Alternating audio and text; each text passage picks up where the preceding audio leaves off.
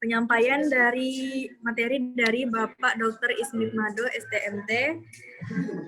Sedikit saya akan memberikan riwayat pendidikan perguruan tinggi dari beliau, yaitu beliau menempuh S1 di Universitas Muhammadiyah Malang pada tahun 1999 dan menempuh S2-nya di Institut Teknologi 10 November pada tahun 2007 dan terakhir Universitas Borneo Tarakan pada tahun 2019.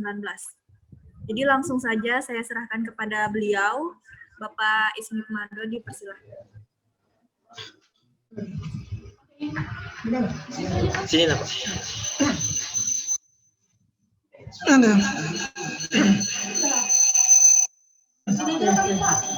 Materinya di sini. Gerakan materinya.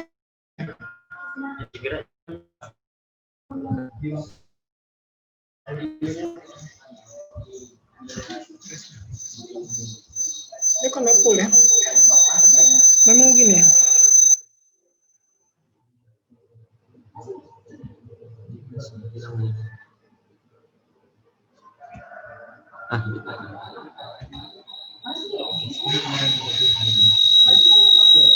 Materinya di situ. Materinya di sini. Apa?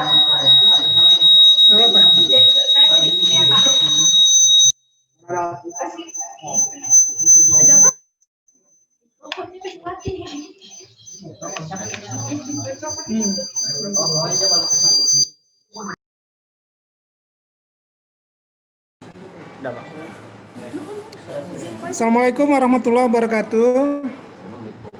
Waalaikumsalam warahmatullahi wabarakatuh.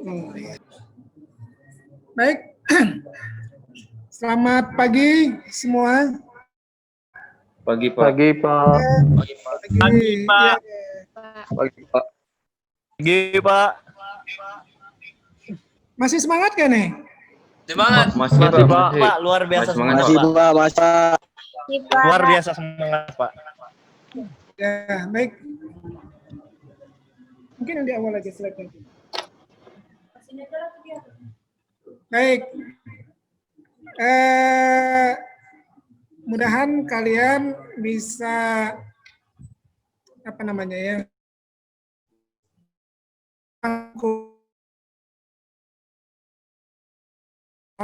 Tapi belajar untuk memahami gitu ya.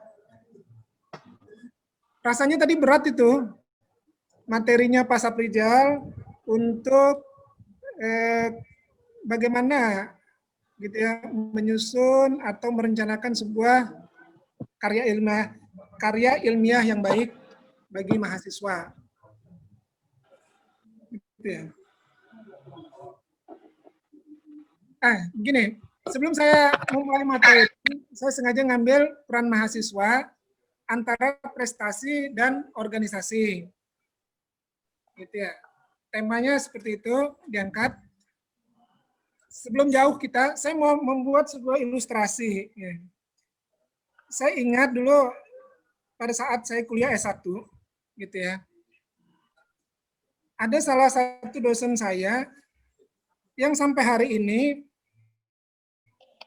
saya tetap menginterpretasikan apa yang disampaikan dosen saya tersebut. Agak aneh juga ya, cuman coba ya. Jadi satu waktu, kalau dulu namanya UAS, ujian akhir semester dilaksanakan, sekarang PAS ya. PAS itu apa singkatannya? Penilaian akhir semester. Ya, pada saat ini. Pada saat ujian, si dosen saya ini sebagai pengawas. Gitu. Nah, ya tahu ya, belajar di elektro itu kan berat gitu. Materinya pasti berat, ujiannya juga pasti berat gitu. Cuman sama dosen ini, di menit-menit terakhir, jadi menit ke-10, sampai berakhirnya ujian itu, dosen saya itu ngomong gini, wes nyontek aja sampean, gitu. Nyontek aja kalian, dia bilang gitu. Boleh Pak, gitu. Wes nggak apa, kerjakan wes sudah anu. Wah, jadi kami mahasiswa satu kelas itu coba apa namanya ya mengerjakan itu dengan cara bertanya sama teman gitu ya kan, melihat jawaban teman apa segala itu terjadi. Tapi apa yang beliau ngomong gitu kan, ini sesuatu yang nggak boleh sebenarnya gitu. Tapi beliau ngomong gitu ya, sebelum kalian masuk ke organisasi, dia bilang, kalian tahu nggak nanti, dia bilang, teman kalian yang nyontek ulangan kalian itu, dialah nanti yang paling cepat dapat kerja. Ngomongnya, dia yang paling cepat dapat kerja. Kenapa? Dia bilang, karena dia membaca peluang dirinya. Gitu. Dia tidak tahu, gitu. Dia tanya temannya sebelah kanan, dia tanya temannya sebelah kiri, masih belum dapat jawaban. Dia tanya lagi yang di depan, dia tanya di belakang, gitu. Jadi apa? Bahwa orang yang aktif, gitu ya, tanda kutip ya, tanda kutipnya ya itu tadi, gitu kan, nyontek itu dosa enggak, gitu ya. Jadi tanda kutipnya itu bahwa dia ingin secara aktif ingin mencari jawabannya untuk menyelesaikan tugas yang diberikan ke dia. Gitu. Apa yang terjadi? Nanti ketika dia lulus, gitu ya, karena perilaku aktif tadi, gitu ya, sehingga dia mencari peluang, gitu. Di mana ada kerjaan lowongan, di mana temannya yang bisa bantu, di mana dia punya relasi yang kira, tolong, ada enggak kerjaan aku sudah lulus ini, gitu ya. Jadi dia dengan aktif gitu, mencari gitu. Nah, itu apa? Masuknya pada perilaku. Tapi saya enggak ngajari kalian untuk nyontek gitu ya. Inti utamanya adalah bagaimana berperilaku secara aktif sebagai mahasiswa. Nah, itu penting. Ya, lanjut. Oke. Selanjutnya.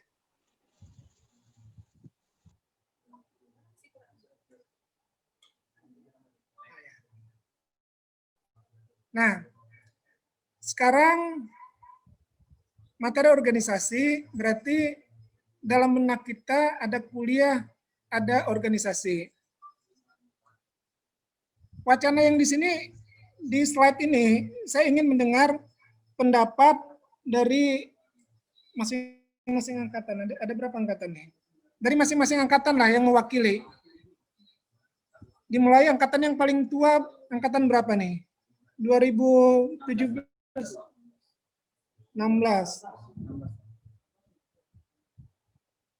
16 berapa orang? Ya.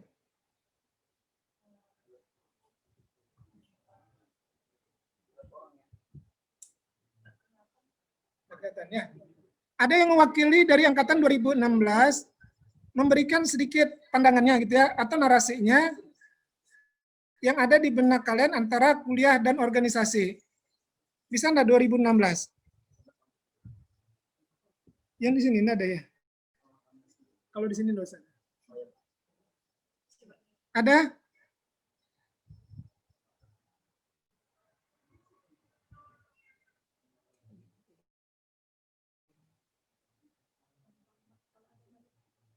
Ya, enggak ada ya? Enggak ada ya 2016 ya? 2017 ada yang mau memberikan pandangannya?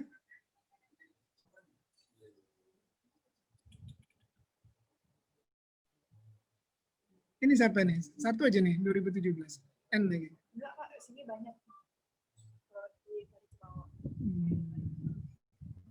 Mana kita ambil?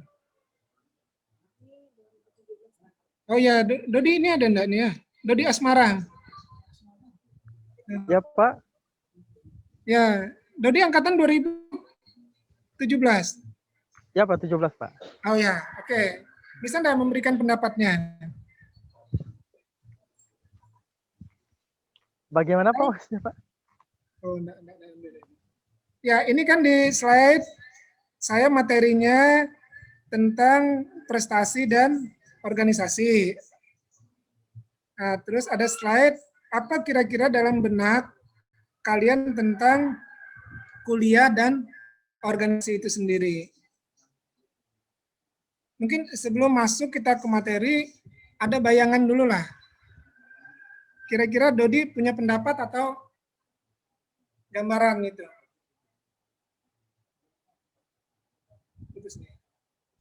Halo? Halo? Oh, ada deh.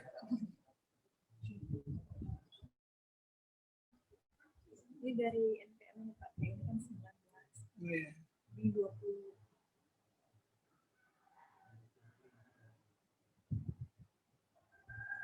Yang aktif mana? Ini sebenarnya bisa jadi nggak aktif ya.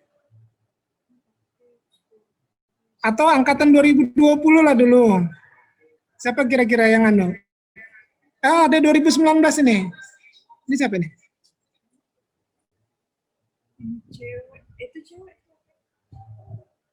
NPM-nya kayak kelihatan. Ini kayak apa nih? Ini yang jilbab ini, siapa namanya nih? NPM 2008.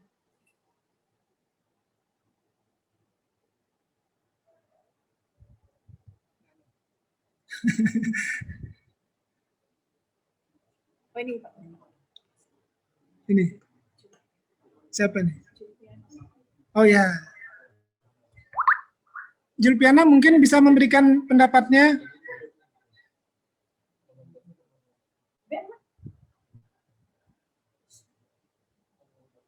Nah. Bingung. Izin Pak. Oh ya, silakan.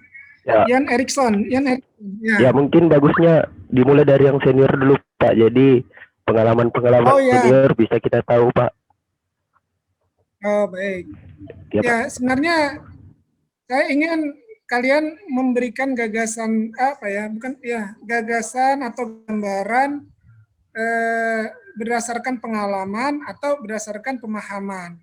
Apa yang ada di benak kalian ketika saya memateri prestasi dan organisasi, misalkan kayak gitu. Ya, kurang lebih seperti itulah. Nah, sekarang gini aja, silahkan siapa yang punya pandangan atau gagasan yang kira-kira bisa kita menangkapnya sebagai sebuah apa ya, sebuah opini awal lah gitu ya, sebelum kita kembali. Gitu. Silakan.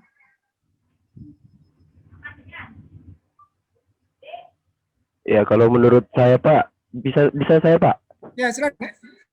Erikson. Ya, kalau menurut saya Pak, antara kuliah dan organisasi itu bisa dibilang susah untuk diikuti kedua-duanya Pak. Ketika kita ikuti organisasi, bisa jadi kuliah kita tuh berantakan Pak, karena menurut pengalaman juga organisasi ini menghambat proses kuliah kita Pak. Misalnya ketika setiap kali ada rapat, kita harus hadiri, kita harus ikuti setiap kegiatan yang ada di organisasi. Terus sementara kuliah kita juga ada ini Pak, misalnya ada proyek, bisa jadi kuliah kita tuh kita tinggalkan sudah lantaran mengikuti organisasi. Jadi itu sih menurut pandangan saya Pak.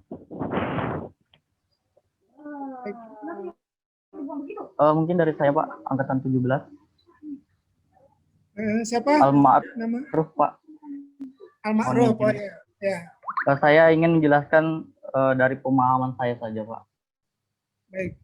Bahwa kuliah itu biasanya kita lebih terfokuskan kepada akademik. Sedangkan organisasi itu biasanya kita untuk menambah kemampuan berbicara depan umum atau memimpin dan dipimpin gitu Pak. Kemudian kuliah itu kan kita mencari ilmu sebanyak-banyaknya Pak di dalam materi atau teori-teori. Sedangkan organisasi itu biasanya kita di situ belajar berorganisasi sebagaimana mestinya, contohnya kita belajar memimpin, meningkatkan kemampuan berdiskusi bersama tim, kemudian biasanya belajar memanage tim Pak, karena di dunia kerja kan itu pasti terjadi gitu Pak. kemungkinan ketika dua-dua ini bisa dilakukan, maka itu akan menjadi suatu kesempurnaan, Pak. Itu yang saya pahami, Pak. Ketika seimbang gitu. Ya, terima kasih. Rasanya cukup dari dua ini. Saya ada titik simpul nantinya. Mudahan aja materi ini masuk jadi bahan diskusi kita bersama gitu. Artinya apa gitu ya kan? Satu sisi kita merasa berat gitu ya. Bagaimana kita harus menimba ilmu pengetahuan, menuntut diri untuk mengembangkan ilmu pengetahuan itu sendiri dan berusaha gitu, dan berusaha menggali diri, mengembangkan diri dalam menggali pengetahuan dan wawasan. Utamanya seperti itu. Walaupun dengan tanda kutip wawasan sendiri juga adanya di ilmu pengetahuan gitu ya, di ilmu. Gitu. Memang saya ingin dapatnya begini ya, pemahaman dasar dulu gitu ya. Sekecil apapun, keilmuan itu sebenarnya sesungguhnya sudah mempengaruhi karakter. Jadi ada beberapa penelitian sebenarnya yang memang sudah seperti itu. Kalau anak teknik itu gayanya seperti ini, tipikalnya seperti ini, gitu ya kan. Kalau anak manajemen itu tipikalnya seperti ini, gayanya seperti ini, gitu. Mungkin semua, gitu ya, mahasiswa sebenarnya kalian yang ada di sini sebenarnya sudah paham itu, gitu ya. Ada tipologi mahasiswa manajemen itu seperti ada tipologi mahasiswa teknik itu seperti seperti apa, gitu. Mahasiswa adkip itu seperti apa, hukum gitu seperti apa, gitu. Memang masing-masing ada tipologi, ada tipe. Siapa yang mempengaruhi itu, gitu ya? Proses pembelajaran di masing-masing program studi atau jurusannya. Gitu. Itu memang betul. Nah, tapi nantinya sebenarnya, gitu ya, bahwa makanya gitu ya, ilmu pengetahuan itu juga sebenarnya wawasan. Tapi bagaimana berorganisasi itu adalah pengembangan juga wawasan. Nah, lebihnya lagi adalah pengembangan diri pada sikap ya, attitude gitu ya. Pengembangan diri pada sikap, attitude, terus gaya, misalkan kayak gitu, atau sesuatu yang mengarah pada konteks kepemimpinan itu sendiri di organisasi. Baik, saya lanjut aja materinya. Ya, kita sudah dapat gambaran awal untuk itu. Nah, mahasiswa yang baik itu sebenarnya gitu ya, tanda kutip bahwa dia punya IPK yang besar, tapi punya kemampuan organisatoris. Harapannya seperti itu. Gitu. Kenapa penting bagi dia? Karena plus minus gitu ya, plus minus ketika kalian memenuhi kedua unsur ini dalam diri sebagai mahasiswa gitu, itu sebagai modal nantinya setelah kalian lulus. Itu pertama. Terus kedua gini, ada satu opini yang mendasar dari dulu, dari awal Universitas Borneo, teknik elektro khususnya berdiri, saya selalu menyampaikan, kalian itu kan punya label ya, mahasiswa gitu ya. Maha itu kan berarti besar, gitu ya. Siswa itu adalah orang yang belajar gitu. Jadi yang dipelajari itu harusnya besar juga gitu. Yang dipelajari itu juga harusnya banyak gitu. Kayak gitu. Nah, itu penting gitu. Nah, bagaimana memanajemen itu tadi gitu ya kan, dengan kemampuan kalian untuk gitu ya, gini nah, memotivasi diri gitu. Saya berharap pada konteks memotivasi diri bahwa ada impian yang ingin kalian dapat apa? Bahwa saya sebagai mahasiswa elektro gitu ya kan, secara akademik nilai saya juga harus tinggi. tapi saya punya kemampuan organisasi. Nah, dari dua hal ini nantinya akan terkait gitu. Lulusan khususnya mahasiswa yang punya nilai bagus, berprestasi itu sendiri gitu, tapi punya kemampuan berorganisasi nantinya ke depan seperti itu. Oke. Nah, lanjut. Nah, bagi saya ingin memberikan wacana gitu ya. Saya ingin memberikan wacana bahwa elektro itu punya kekuatan, satu sisi secara akademik punya prestasi. Nah, di slide ini gitu ya, yang ingin saya pampangkan bahwa pada saat ini angkatan awal mahasiswa elektro, angkatan 2001, gitu ya, yang pertama kali melaksanakan ujian skripsi. Gitu. Siapa pembimbingnya? Pembimbing pertamanya itu kita ambil dari dosen ITS Surabaya. Gitu ya. Dan pembimbing duanya dari dosen-dosen di Teknik Elektro Universitas Borneo. Nah, kebetulan hari ini saya kumpul di sini. Ini apa namanya nih? Rumahnya apa namanya? Sekretariat. Tempat kalian ngumpul atau enggak nih? Nah, ya. Sekretariat panitia gitu ya. Duduk sama panitia pelaksana. Nah, di sini juga selain saya gitu ya. Di foto itu ada Pak Budiman sebenarnya. Terus ada Pak Sugeng-nya. Nah, hari ini juga kita hadirkan Pak Sugeng. Bisa disorot Pak Sugeng sama Pak Budiman ya. Hari ini kita hadirkan juga Pak Sugeng. Kebetulan beliau dekat rumahnya di sini, gitu ya kan. Berharap ya memang kita sudah lama tidak berinteraksi, apalagi dengan saya. Saya juga baru lulus kuliah, gitu. Jadi nggak pernah berinteraksi dengan kalian secara offline, gitu. Nah, jadi di sini apa yang mendasari diskusi saya ini, bahwa ini sebuah prestasi mahasiswa teknik elektro pada saat itu.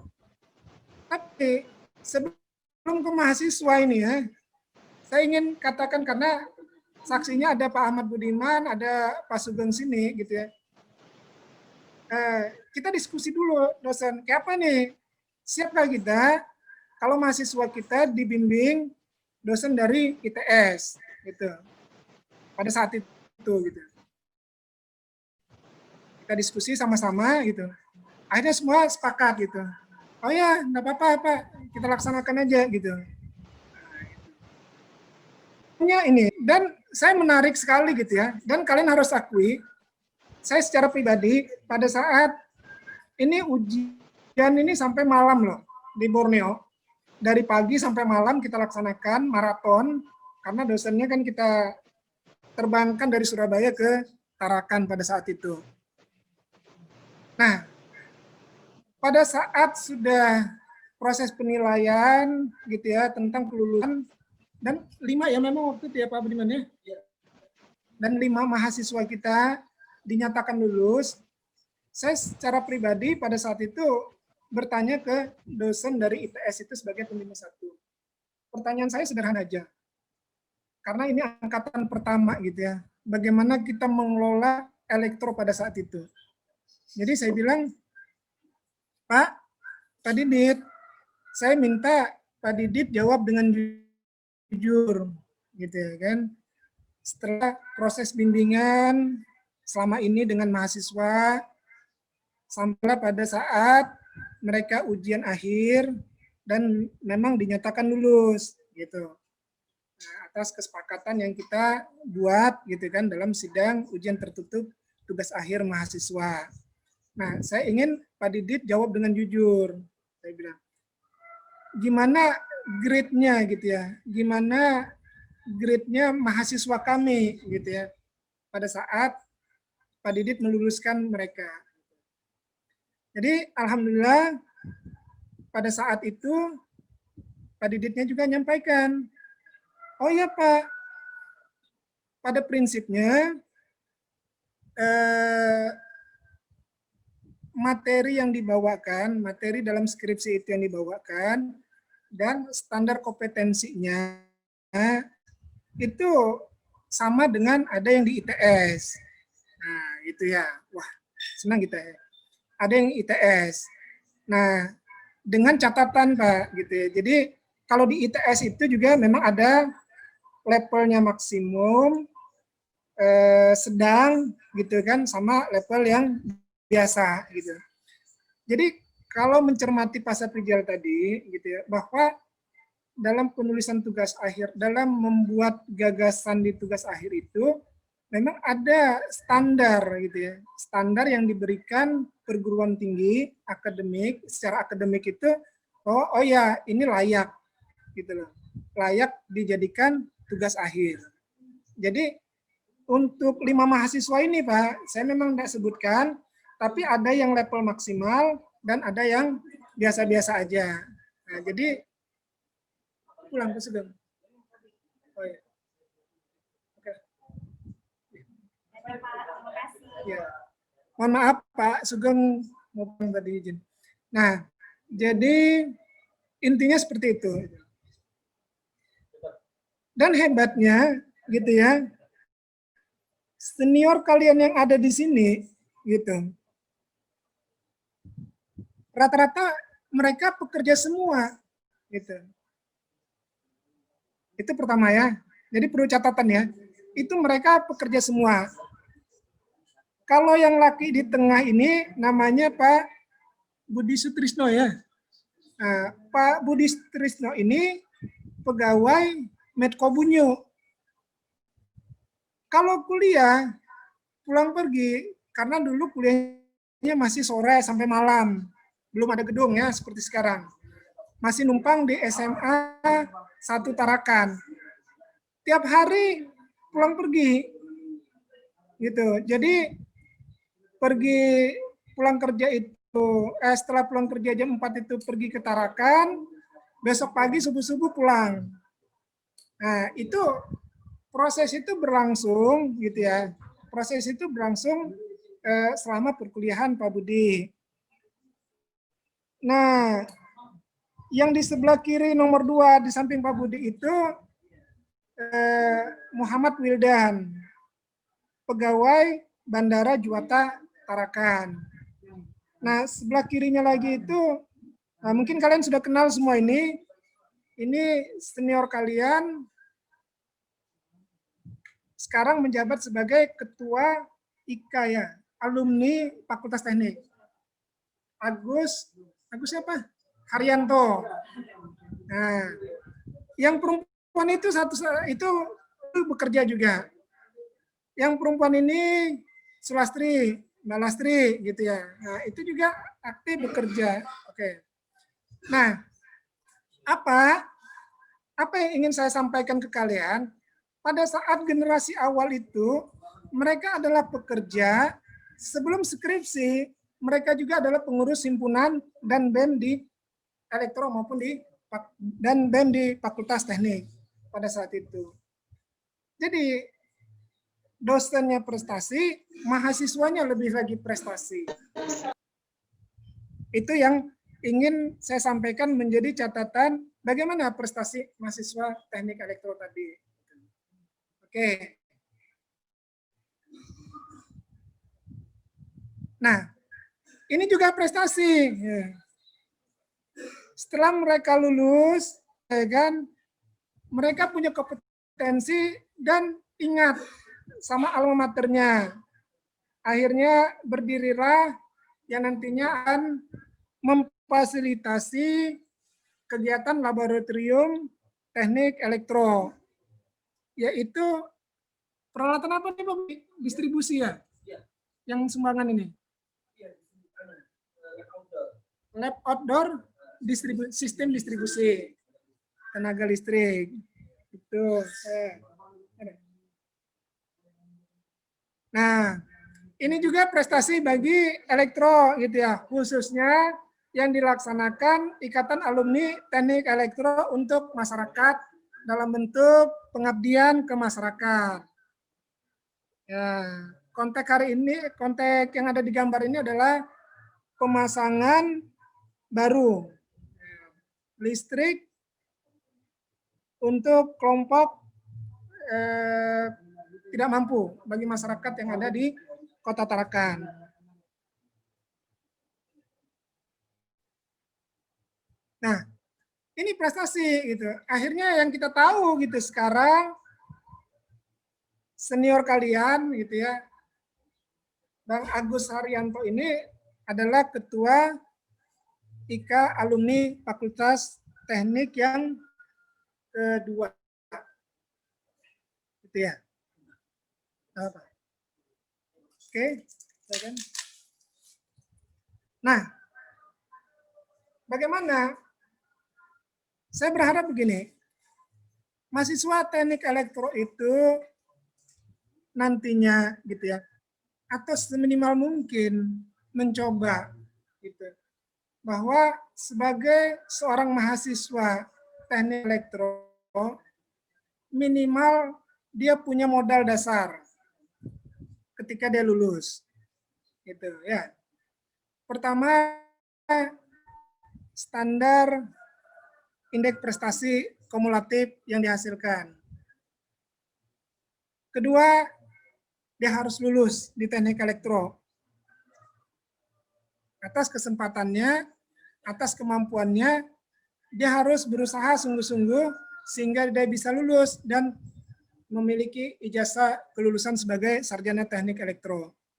Ketiga, harapannya dia punya ilmu, pengetahuan untuk itu. Nah, nilai plus yang kita bangun adalah mereka bisa berorganisasi dan mampu menjalankan organisasi itu, menyeimbangkan antara organisasi dan akademik sebagai mahasiswa teknik elektro nantinya. Nah, yang kelima, silakan kalian definisikan sendiri apa sebagai prasyarat sebagai mahasiswa teknik elektro. Oke. Nah, ya, saya ingin katakan gini, mahasiswa itu apa sih? Mahasiswa itu adalah seorang yang belajar, menuntut ilmu, gitu ya kan, dengan berbagai latar belakang ilmu pengetahuan dan disiplin yang diambilnya, gitu. Itu konsepsi dasar, gitu. Tapi konsepsi dasar bagi saya tetap kembali, gitu. Karena prosesnya adalah ketika kalian menjadi mahasiswa dan nantinya akan lulus jadi sarjana, kalian langsung turun ke masyarakat. Apakah cukup kompetensi keilmuan yang kalian miliki? Nah, itu yang harusnya nanti menjadi pertanyaan dalam konteks peran akademik dan organisasi tersebut. Oke. Nah, untuk itu aja kita perlu gitu ya. Jadi artinya bagaimana sih memapping gitu ya.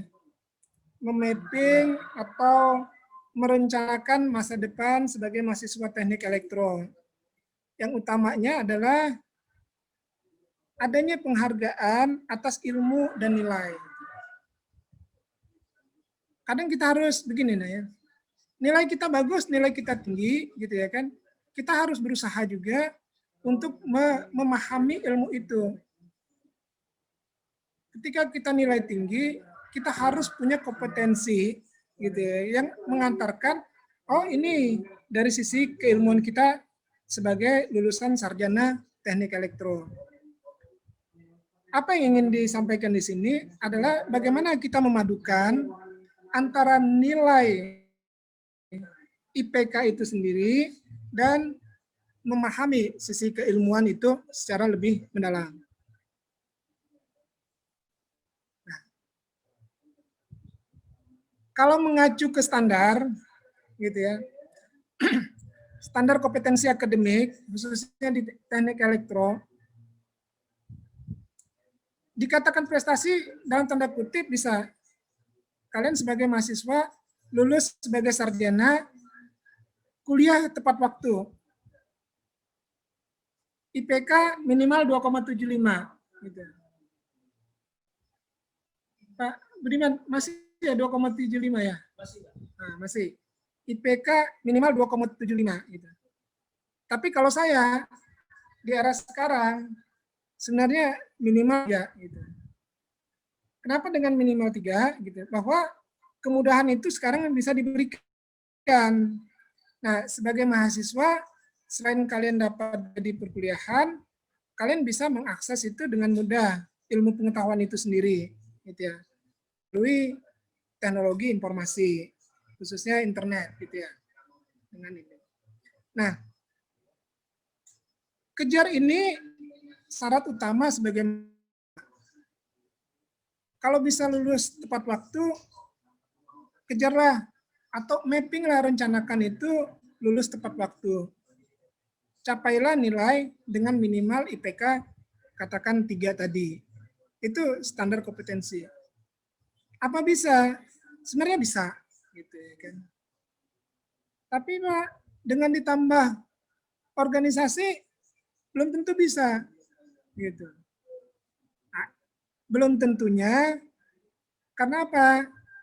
Karena ada beberapa hal yang harusnya sebenarnya kita bisa mengikuti. Sebagai sebuah arah itu ya, kita harus ikut arahnya. Sebagai sebuah aturan itu, kita harus ikuti aturan mainnya, gitu ya. Supaya apa? Supaya perencanaan nanti bisa terpenuhi semua.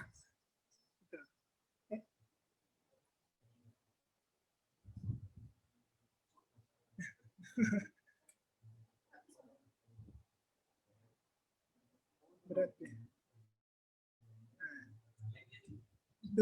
Nah, ini tipologinya gitu ya kan. Sebagai seorang yang akademik gitu. Salah satunya seperti ini gitu ya. Masih semester 1 2 masih cool gitu ya. 3 4 sudah mulai berani gondrong gitu ya. Nah, 5 6 mulai timbul jati diri sebagai mahasiswa teknik elektro. Sudah mulai cool ya. Semester 7 8 persiapan untuk ujian skripsi dan wisuda. Oke. Nah, yang kalian dapat secara akademik, syarat utama adalah dapatkan ilmunya dulu, terus kejar IPK-nya, dan berusaha raihlah ijazah supaya kalian lulus sebagai mahasiswa terbaik di teknik elektro.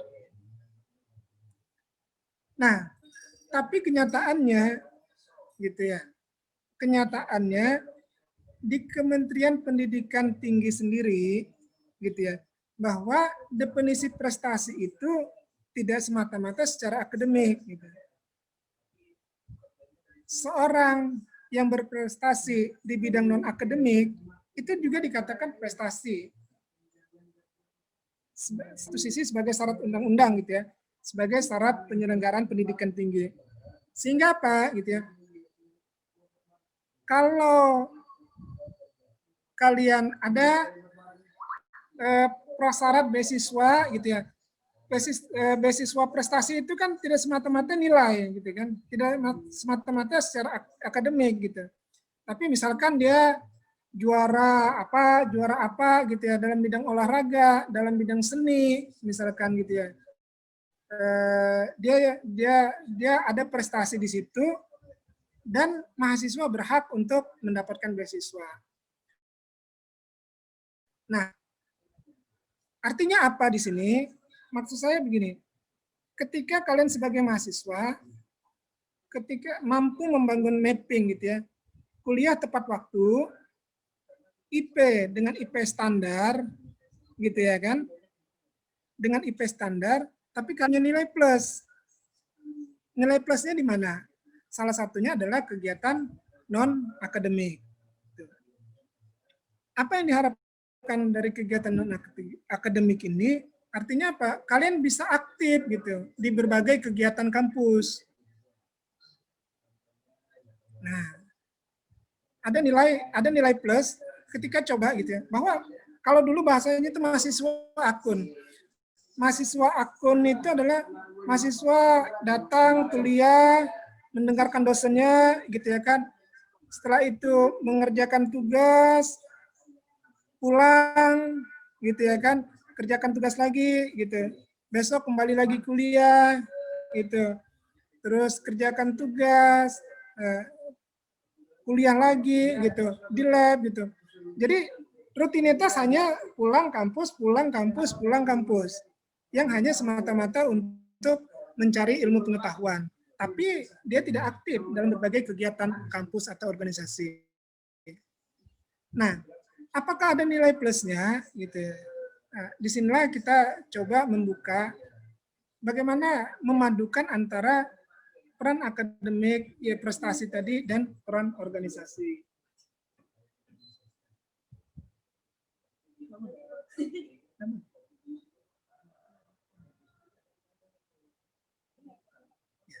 Nah, lantas bagaimana cara meraih prestasi, baik akademik maupun non-akademik? Nah, salah satu jalan, sebenarnya organisasi itu kan berbagai bentuk ya. Ada organisasi intrakurikuler dan ekstrakurikuler. Ada organisasi juga, iya internal, ada juga organisasi yang sifatnya keilmuan, gitu ya, baik dari kampus maupun di luar kampus. Nah, apa ya? Jadi bukan hanya sebatas mahasiswa dari rumah mempersiapkan diri untuk datang ke kampus, kuliah, setelah kuliah pulang kembali, ada tugas, mengerjakan tugas, kembali lagi ke kampus, kuliah lagi, gitu. Tapi ada penguatan dan akademik yang akhirnya nanti, gitu, tidak semata-mata nilai akademik yang kalian dapatkan setelah kalian lulus. Banyak polanya. Nah, kenapa itu? Gitu. Kalau bahasa akademiknya adalah mahasiswa harapan dan tumpuan masa depan bangsa. Oh, sudah pasti, gitu ya kan? Sudah pasti gitu. Kepemimpinan itu akan berganti. Gitu. Siapa penggantinya? Ya generasi mudanya yang akan tampil untuk masanya dia memimpin, dia akan memimpin lagi. Itu sebagai tumpuan harapan. Bagaimana tumpuan harapan itu? Bahwa mereka generasi muda, gitu ya kan, yang mampu gitu memiliki ilmu pengetahuan dan punya kepemimpinan yang baik di masa depannya. Nah, akhirnya apa gitu ya kan? Konteks kepemimpinan itu akan berjalan secara dinamis dan tumbuh berdasarkan peradaban pada masanya sebagai perubah, agent of change pada masa kepemimpinannya itu. Nah, apa? Untuk mengembangkan itu, jadi kuliah itu tidak semata-mata bertujuan untuk mencari ilmu, tapi menimba pengalaman serta pengetahuan. Gitu ya. Menimba pengalaman serta pengetahuan yang menjadi dasar nantinya ketika kalian sudah betul-betul turun ke masyarakat.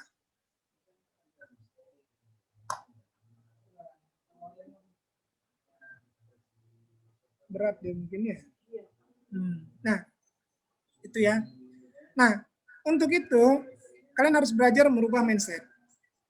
Paradigmanya seperti ini gitu. Jadi kuliah itu bukan tujuan untuk mencari kerja gitu ya. Kita berpikir gini, IPK bagus, sudah pasti perusahaan-perusahaan atau lowongan kerja yang kita inginkan itu membutuhkan kita. Sehingga dengan IP bagus, kita bekerja. Nah, tapi sesungguhnya kerja itu adalah efek gitu. Efeknya dari apa gitu? Oke ya. Kenyataan yang timbul itu nantinya gitu ya. Ketika kalian bekerja gitu ya. Dengan bekal ilmu pengetahuan tadi gitu ya kan. Kalian hadir sebagai pekerja. Gitu. Nah, dengan orang yang memiliki ilmu gitu ya kan secara akademiknya pengetahuan dan keterampilan wawasan, kalian punya kemampuan tidak semata-mata bekerja, tapi kemampuan untuk memimpin ke depannya. Yang menarik begini, ada sebuah ilustrasi, gitu ya. Mungkin kalian sudah pernah juga baca, gitu ya. Saya dapatkannya itu di Facebook. Dapatkannya itu di Facebook begini. Ada sebuah perusahaan, gitu ya, menerima lowongan kerja bagi karyawannya, gitu. Pada saat menerima, nah ada satu orang datang, gitu ya. Satu orang datang sebagai pelamar kerja ini untuk ikut tes wawancara tersebut. Nah, ketika satu orang ini sampai di kantor tersebut, gitu, ada yang dia temukan di halaman kantor kerja itu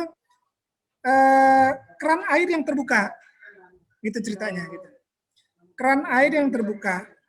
Nah, perilakunya dia apa? Dia matikan keran air itu, gitu. Nah, terus pada saat dia nanti masuk, gitu, masuk ke ruang kantor tersebut, gitu ya kan. Nah, dia lihat ada satu ruangan kosong, gitu ceritanya.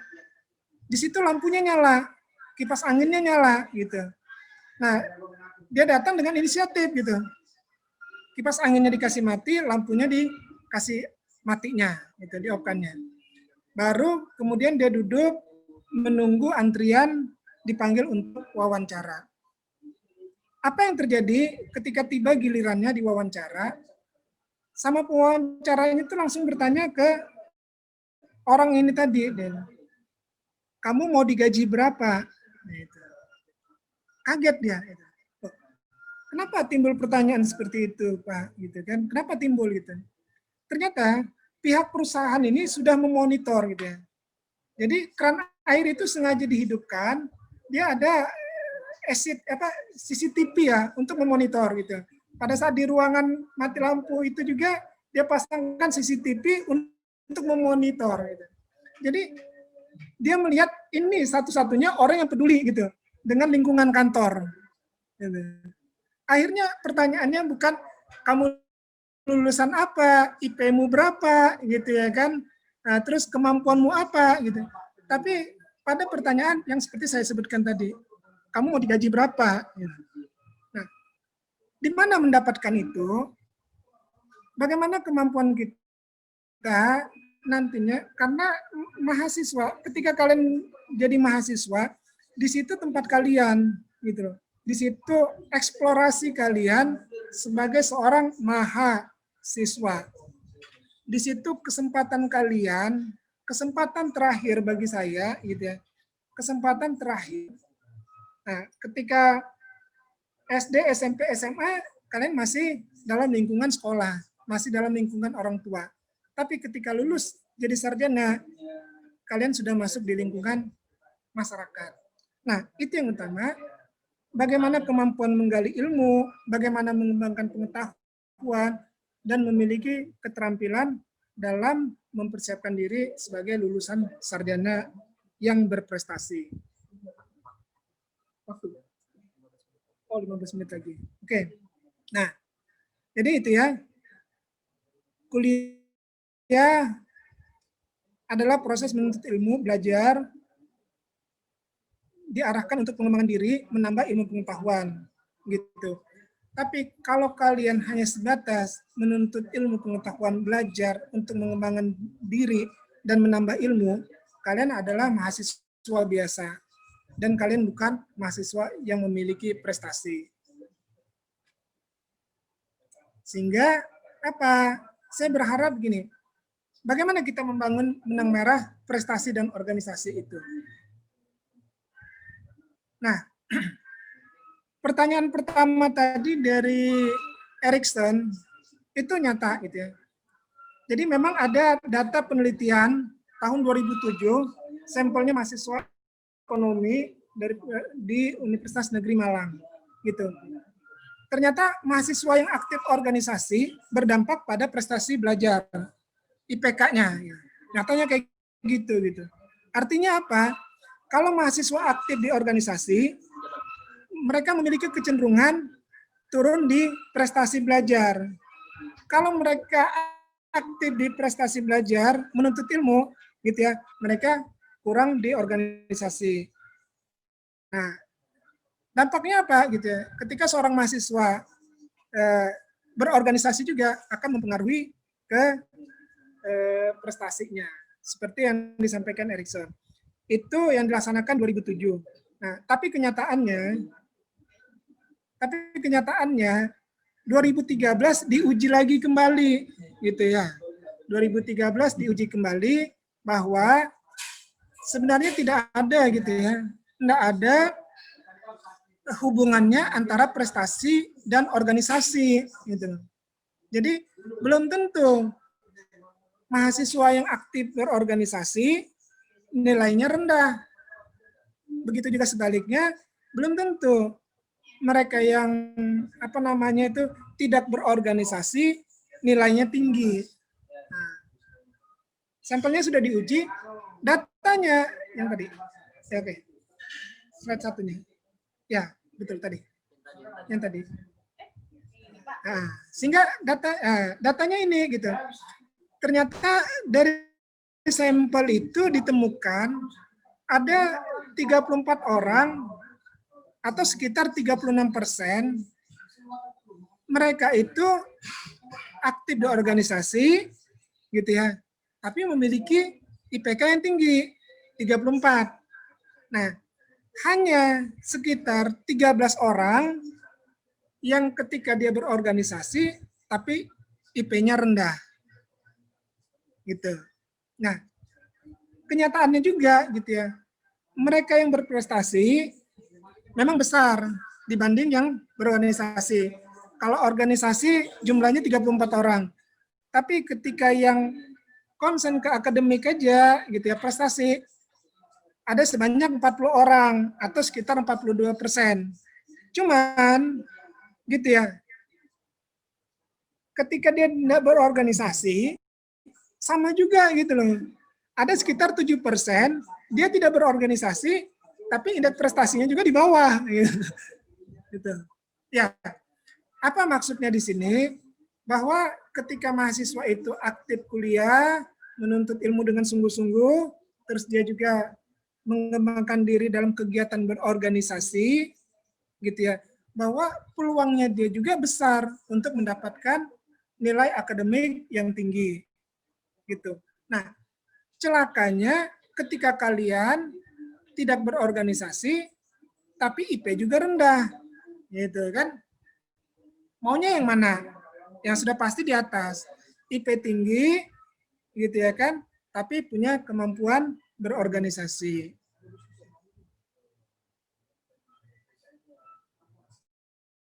Nah, jadi apa? Harapannya gitu ya, bahwa dengan penelitian terakhir ini tadi, kita tetap kembali ke poin kita.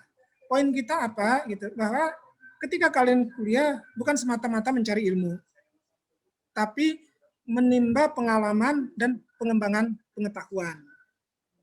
Di mana pengalaman itu didapat? Pengalaman itu didapat ya dari organisasi. Turun langsung masyarakat, turun langsung ke teman sejawat dalam satu tim, misalkan itu, atau antar fakultas, ya, antar universitas. Itu. Jadi langsung berhadapan dengan manusia, gitu. Langsung berhadapan, langsung terjun ke lapangan. Itu yang lebih utama dalam konteks menimba pengalaman sebagai bekal diri sebagai mahasiswa berprestasi. Oke.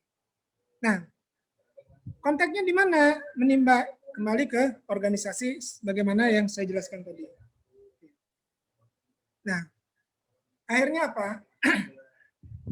Yang membuat kita bingung gitu kan, apa sih manfaat berorganisasi itu? Gitu. Nah, ternyata banyak data yang menjelaskan tentang itu. Yang utama bagi kita satu, menambah pengetahuan. Nah, seperti saya bilang itu ya, kalau kuliah mengejar ilmu pengetahuan, kalian dapat dari buku, dari dosen.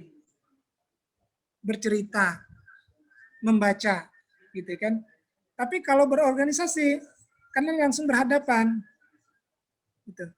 Bagaimana merencanakan sebuah kegiatan seperti yang kita laksanakan hari ini. Gitu. Ada koordinasi, ada manajemen kepemimpinannya, ada perencanaan, ada persiapan yang harus dibuat, begitu. Jangankan, gitu ya, jangankan sesama kalian, gitu ya, pada lingkungan himpunan mahasiswa teknik elektro, gitu ya. Di keluarga aja kan butuh organisasi, gitu ya. Suami, istri, anak. Itu dengan cara apa? Dengan cara berorganisasi sebenarnya. Ada perencanaan, gitu ya. Ada bagaimana menyelami, gitu ya. Model kepemimpinan itu adalah menyelami pribadi, teman. Nah, model kepemimpinan berorganisasi itu gimana menyelesaikan masalah itu secara bersama. Yang kenyataannya juga secara individu kita tidak bisa menyelesaikan masalah itu. Itu konteks manfaat pertama adalah menambah pengetahuan. Terus kedua, memperluas jaringan. Nah, ini penting gitu ya kan. Penting dengan membangun relasi tadi. Seperti contoh awal tadi gitu. Bahwa mahasiswa yang aktif dia akan mencari gitu ya kan. Dia mencari ke kanan jawabannya, dia mencari ke kiri ke temannya jawabannya. Kalau juga dia belum dapat, dia cari ke depan gitu. Belum dapat lagi, dia tanya lagi ke belakang gitu. Sehingga apa? Ketika dia aktif, dia punya relasi, dia punya teman, dia punya dapat informasi gitu. Nah, sedangkan yang ketiga manfaatnya yaitu mengasah kemampuan berpikir kritis, kreatif, dan kolaboratif. Kolaboratif itu tadi adalah satu tim kerja yang mampu mewujudkan satu impian secara bersama. Nah, keempat yaitu belajar tentang kepemimpinan, gitu ya. Itu memanajemen manusia itu penting bagi kalian. Ketika di perusahaan juga selain punya kemampuan ilmu, wawasan, gitu ya kan, bagaimana memanajemen manusia. Akhirnya kalau dulu orang bilang tuh begini nah ya, ketika pada level bawah di sebuah perusahaan, 90% itu kalian itu sebagai pekerja teknis. 10%-nya itu berpikir. Artinya apa? Ketika masih jadi kuli aja, gitu ya, kalian hanya sebatas menjalankan SOP, aturan main yang ada, gitu. Suruh ketik surat kalau di kantor, gitu kan. Suruh membersihkan jaringan, karena SOP-nya tanggal sekian harus membersihkan jaringan. Jadi 90% adalah pekerjaan-pekerjaan teknis yang kalian lakukan. Beda nantinya ketika masuk pada level pimpinan. Itu malah terbalik. Terbaliknya 90%-nya adalah kepemimpinannya, 10%-nya bicara masalah teknis. Gitu. Nah, di mana dapatkan itu? Dengan cara apa? Melatih diri gitu. Hidup bersama gitu. Hidup bersama itu dengan organisasi tadi maksudnya gitu ya. Bahwa kalian punya program, punya rencana gitu, mewujudkannya bersama gitu kan, bagi tugas gitu. Siapa yang memimpin gitu ya kan, siapa yang melaksanakan tugas A, tugas B, tugas C. Nah, ada manajemen di antara diri kalian masing-masing membangun itu secara bersama untuk mengejar impian bersama tadi. Ya. Nah, membagi waktu. Jadi poin utama itu adalah membagi waktu. Artinya apa? Maksudnya gini ya. Saya berharap gitu ya. Nantinya mahasiswa teknik elektro itu mampu memadukan dua hal tadi antara prestasi dan organisasi. Itu pertama, gitu ya. Nah, terus ada sedikit superioritas, gitu ya. Ada sedikit superioritas. Superioritasnya itu gini ya, yang perlu kalian pahami. Kalau kalian kerja di bidang kerjaan kalian, contohnya begini, ketika lulus sarjana, kalian diterima di PLN. Ya, di PLN mayoritas kan teknik elektro ya. Artinya apa? Ilmumu sama ilmu saya sama aja. Pasti kan orang PLN ngomong kayak gitu ya. Karyawan PLN kan pasti ngomong kayak gitu. Ilmu kamu sama ilmu saya sama aja gitu. Ya. Apa yang terjadi? Akhirnya kalian jadi kuli. Kan gitu. Akhirnya kalian jadi kuli gitu. Karena sama-sama loh sarjana teknik elektronya. Siapa yang bisa naik levelnya itu pada konsep kepemimpinan tadi. Gitu. Nah, membangunnya dari mana? Dari organisasi. Itu satu. Nah, ada superioritas kedua lagi. Superioritas kedua itu. Apa ya? Keakuan itu ya sebagai sarjana teknik elektro. Apa yang kalian harus dapat? Ketika kalian tidak bekerja di bidang yang sama. Contohnya diterima menjadi pegawai negeri. Diterima menjadi pegawai negeri. Nah, ketika bekerja, oke lah kembali gitu kan. Oh, karena elektro dia di bidang IT, misalkan kayak gitu, ya kan? Di informatikanya misalkan kayak gitu. Tapi bukan semata-mata kalian bekerja secara teknis. Karena ada apa ya? Kayak apa namanya? Kayak paradigma gitu. Ada gium gitu ya. Ada pengakuan dari masyarakat atau dari sarjana-sarjana lain. Apa pengakuannya itu? Lulusan sarjana teknik elektro pasti pintar. Kan gitu ya. Pasti pintar nih gitu. Nah, kenyataannya kepintaran itu ketika kalian di pemerintah kota misalkan, bukan semata-mata diukur dari keilmuan kalian. Pengembangan ilmu, tidak itu. Kepintaran itu diukur dari pengambilan keputusan. Karena mereka berpikir, karena dia pintar, dia punya wawasan, dia punya pengetahuan, dia cepat ngambil keputusan. Itu superioritas sebagai sarjana teknik, khususnya elektro. Paradigma itu kan ada tuh, pasti tuh. Mahasiswa apa? Elektro. Dalam benak tuh langsung muncul pertama, oh pasti pintar nih, gitu. Nah, tapi kepintaran ketika di dunia lain tadi itu, ya di dunia lain lagi. Contoh tadi kasusnya di pemerintah kota, ya itu tadi gitu, bahwa dalam konteks pengambilan keputusan. Nah, bisa mengambil keputusan-keputusan, ya belajar di organisasi itu. Karena organisasi itulah keputusan kolektif manusia pembuat keputusan ini bisa diambil secara bersama. Pembelajarannya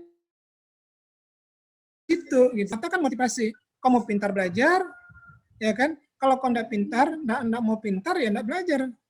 Atau kalau kau ya bodoh gitu ya. Kan gitu aja itu.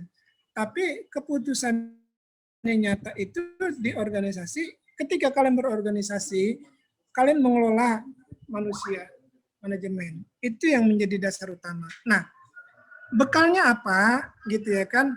Ketika kalian bekerja pada hal yang sebidang, prioritas gitu. Oh, kita ini kan sama aja gitu ya. Apa yang membedakan kita? Membedakan kita adalah keterampilan kita dalam kepemimpinan. Begitu juga pada bidang yang lain. Ketika kalian lulus dan bekerja di bidang yang lain gitu ya kan, muncul prioritas masyarakat bahwa sarjana elektro pintar. Kalau kalian tidak pintar, gitu ya kan, ternyata disuruh ngambil keputusan, tidak bisa ngambil keputusan karena tidak punya pengalaman ngambil keputusan secara kolektif, gitu. Akhirnya apa? Gitu. Nah, di sini yang menjadi dasar. Saya bilang ini beban, tapi bukan beban. Gitu. Kapasitas kalian kembangkan, gitu ya. Itu yang lebih utama itu. Mengembangkan kapasitas itu penting.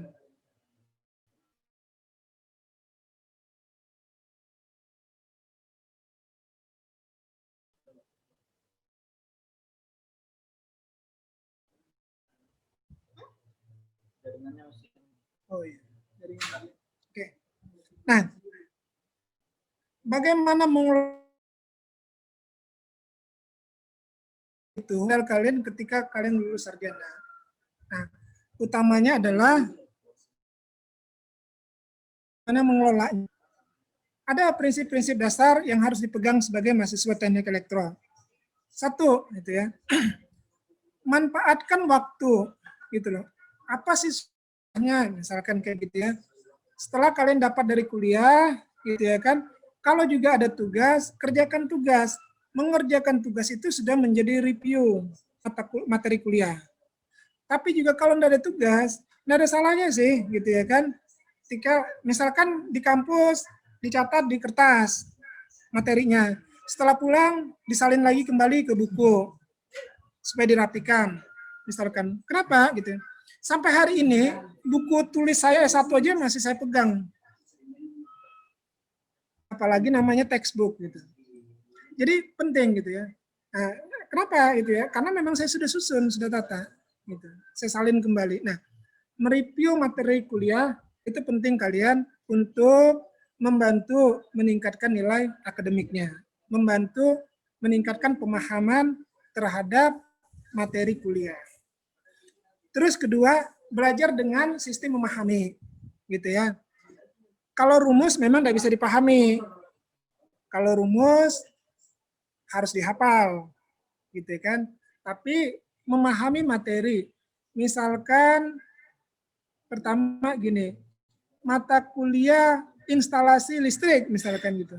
Apa sih instalasi itu kan? Nah, kita paham gitu. Tapi bukan instalasi listrik didefinisikan sebagai bla bla bla bla gitu. Itu yang kita hafal bukan.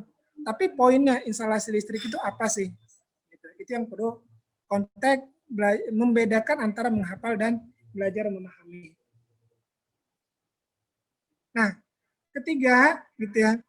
Jangan mau lulus yang hanya biasa saja. Gitu. Nah, kembali ke tema ini, kalian ini kan aset,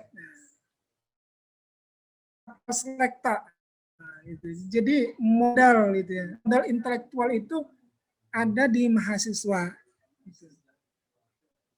Kenapa? Gitu. Karena memang dipersiapkan untuk turun ke masyarakat. Jadi itu sebagai modal dasar kalian. Jadi harus gitu. Kalian punya mimpi, kalian punya obsesi, gitu ya kan. Kalau bisa lebih baik lagi, kenapa enggak dicoba? Terus asah skill. Nah, ini yang terbaru, mungkin perlulah regenerasi nantinya, gitu ya. Bahwa bukan semata-mata sisi keilmuan, tapi ada skill. Misalkan yang nyata sekarang itu di dunia sekarang ini, khususnya di dunia kerja gitu ya, itu adalah kemampuan bahasa Inggris. Gitu ya. Bahasa Inggris perlu dilatih, gitu ya kan. Nah, itu pertama. Terus kedua, public speaking. Public speaking ini dibilang orang pintar ngomong gitu ya. Gitu. Tapi memang ada pepatahnya gitu. Diam itu emas, berbicara itu berlian gitu. Artinya apa? Lebih mahal lagi berlian daripada emas gitu. Cuman berbicara yang bagaimana gitu ya kan. Nah, perlu kembali yang tadi deh. Belum. Perlu kembali gitu ya kan. Bagaimana menata nih? Public speaking ini sebenarnya kalau di LK itu ada namanya materi orator, menjadi orator itu. Ada enggak di public speaking aja? Oh ya, sama ya public speaking-nya. Jadi kemampuan berbahasa, kemampuan menyampaikan gagasan ide gitu ya kan, dengan mengelola tata bahasa yang betul-betul mampu. Nah, mampu dipahami, mampu menjadi mentor lah gitu ya. dalam konteks itu. Oke, terus ketiga entrepreneur. Nah, entrepreneur ini ya plus minus sebenarnya. Oke. Nah, kelima, jalin koneksi pertemanan yang luas. Dengan organisasi sudah pasti kalian punya teman yang banyak, gitu ya. Jadi bisalah itu. Terus aktiflah di organisasi dengan sesuai dengan passion, gitu. Ya, sesuai dengan passion. Passion itu apa ya? Hasrat ya, keinginan ya. Kan akademik. Nah, maunya saya itu kan studinya kan sederhana aja ya, Nek. Studinya sederhana. Kalau di Universitas Borneo kan sudah ada ketentuan itu, gitu ya. Minimal kehadiran 75% sebagai syarat dasar, mengerjakan tugas, gitu ya, apa segala itu sebagai syarat dasar akademik, gitu. Terus prinsip untuk berbagi. Nah, berbagi ini kalian sebagai mahasiswa adalah berbagi ilmu pengetahuan dan wawasan di antara sesama kalian. Nah, itu mempunyai pola pikir dan terbuka terhadap berbagai masukan. Oke. Akhirnya apa gitu ya? Mungkin ini agak kecil ya. Tapi ini lulus mahasiswa teknik yang terjadi pada umumnya gitu. Apa yang terjadi? Kalau lihat dari atas di angka jam di angka 12 itu pergi tidur, tertidur gitu kan. Bangun, ternyata bangun itu belum benar-benar bangun. Jadi ada waktu lagi untuk benar-benar bangun gitu. Terus persiapan berangkat kuliah, makan siang, kuliah lagi gitu ya kan. Pulang main internet gitu ya kan, Facebookan, WA gitu. Terus makan malam, ngerjain tugas. Nah, memang ini siklus gitu ya. Siklus sebagai mahasiswa teknik. Agak berat memang. Tinggal bagaimana kalian memanajemen waktu. Toh contoh gini ya, ketika mereview materi cukuplah satu jam di rumah. Itu sudah bisa gitu ya kan.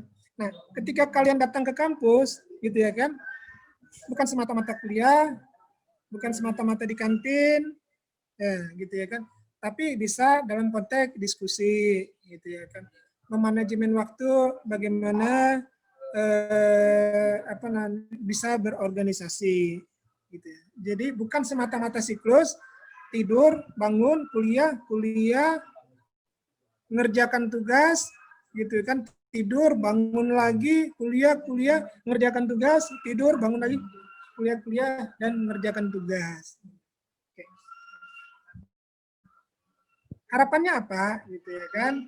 Yang utama gitu ya, perlu kalian pahami gitu ya. IPK tinggi itu hanya sebatas mengantarkan mahasiswa gitu ya masuk pada panggilan kerja. Jadi wawancara gitu. Jadi kan ada syarat itu. Lulusan sarjana teknik elektro IPK minimal 3,00 misalkan kayak gitu. Sudah masuk di situ akademik, oh berarti kalian bisa masuk kerja. Bisa ikut wawancara. Gitu. Tapi lebih lagi karena dua kondisi tadi gitu ya, di pekerjaan sebidang dan di pekerjaan non bidang yang digeluti ketika jadi mahasiswa.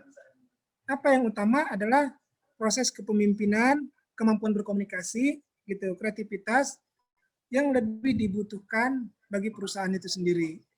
Gitu. Bagaimana cara mendapatkan itu? Itu tadi dengan melatih diri untuk ikut berorganisasi. Poinnya di mana? Gitu ya.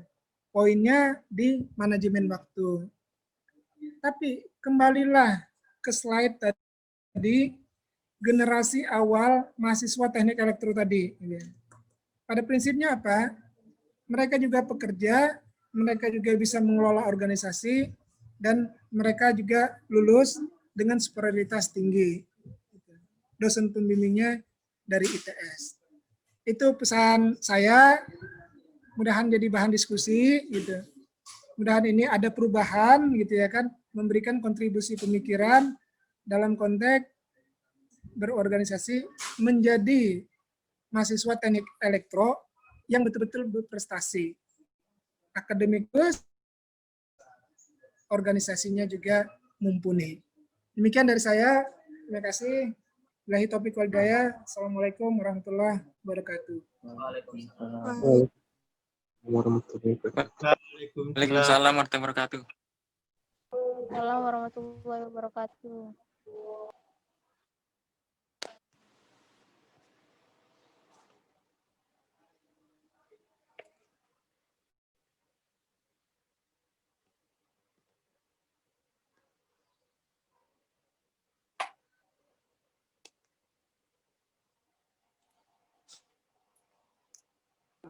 Harus dari 100.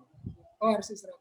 Tapi kalau tanya Ini jam berapa sih nih? Jam 12.07. Kalau ada pertanyaan. Jadi sekarang kita akan membuka. Dimut. Sudah Pak? Sudah. Iya Pak. Oh, kedengaran berarti kita. Oh iya.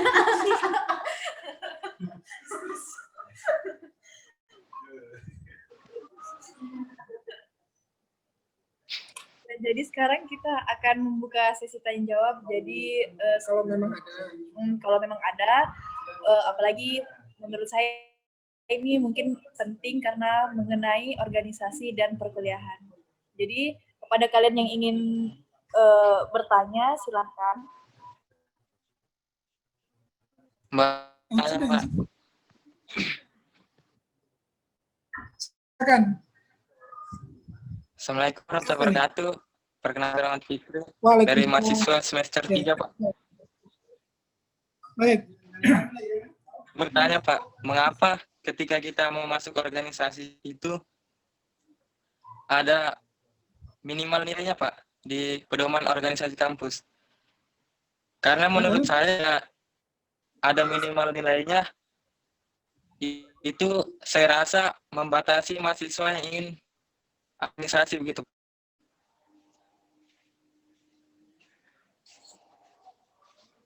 Ya, sekian dari saya. Assalamualaikum warahmatullahi wabarakatuh. Ya. Ya, Ahmad Fikri, Rizal Ahmad Fikri. Ya. Sebenarnya pertanyaan kamu ini pertanyaan klasik ya. Kenapa klasik? Gitu ya. 20 tahun lalu saya mahasiswa S1, syarat utama berorganisasi itu dulu seperti itu juga. Jadi ada syarat IPK gitu. Ya, tinggal kalau saya begini gitu ya, bahwa penting intelektualitas itu sebagai tolak ukur pertama gitu. Ya, intelektualitas itu diukur dari pemenuhan nilai akademik mahasiswa gitu ya. Cuman memang dulu mungkin syaratnya yang beda gitu ya.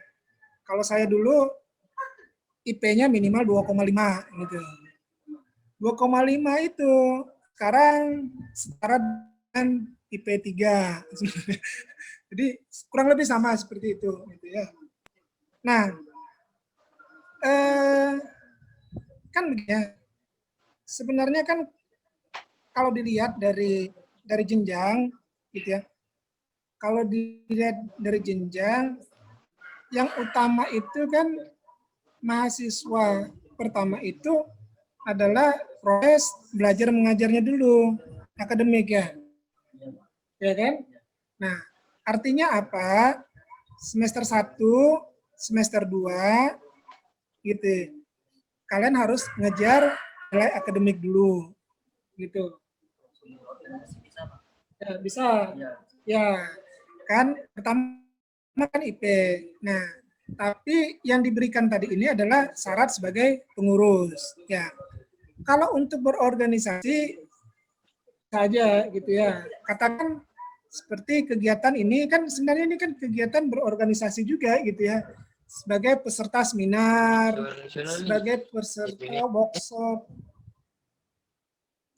peserta workshop, itu sebenarnya juga bagian dari organisasi sebenarnya gitu. Berinteraksi itu sebenarnya bagian dari organisasi. Tapi realnya gitu ya adalah ketika kalian jadi pengurus di organisasi, misalkan gitu. Barulah pada konteks masuknya tanggung jawab, masuknya kedisiplinan, masuknya kepemimpinan gitu ya ketika menjadi pengurus organisasi. Gitu. Ya itu. Jadi ya, syarat utama ya karena ada proses yang harus kalian lalui dulu gitu ya. Semester 1, semester 2 gitu.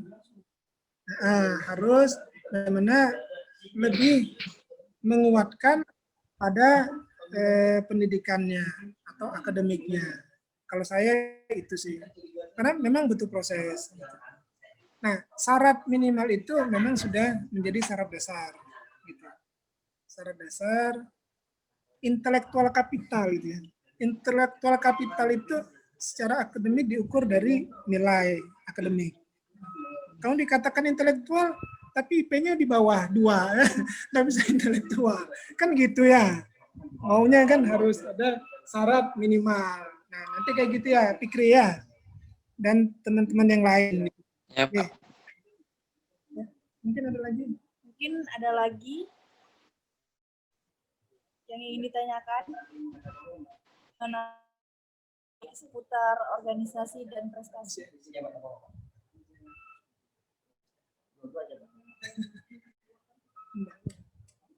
Halo, kedengaran? Kedengaran, Mbak? Kamu istirahat. Atau sudah mau istirahat ini? Boleh saya tanggapi kan, Mbak, yang tadi? Boleh, boleh. Oh, menanggapi. Iya, Pak. Fikri. Menanggapi. Si Fikri. Siapa Ya, yang menanggapi tadi? begini kan, Pak. Mohon maaf sebelumnya, Pak. Fikri lagi kembali, Mbak. Ya, silakan.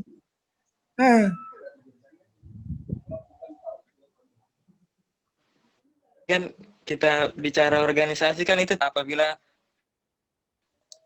bisa jurusan atau lembaga yang dinaungi. Menurut saya kalau dibatasi dengan minimal nilai, kan tidak menutupkan mahasiswa yang nilainya jatuh pun kita tidak tahu prestasinya ke depannya nanti bisa. Ya. Ya.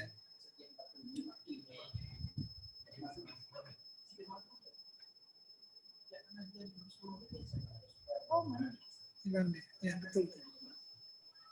Ini bisa bicara ya? Mas Fikri? Ya, ya, Mbak. Nah, ya, saya paham. Ya.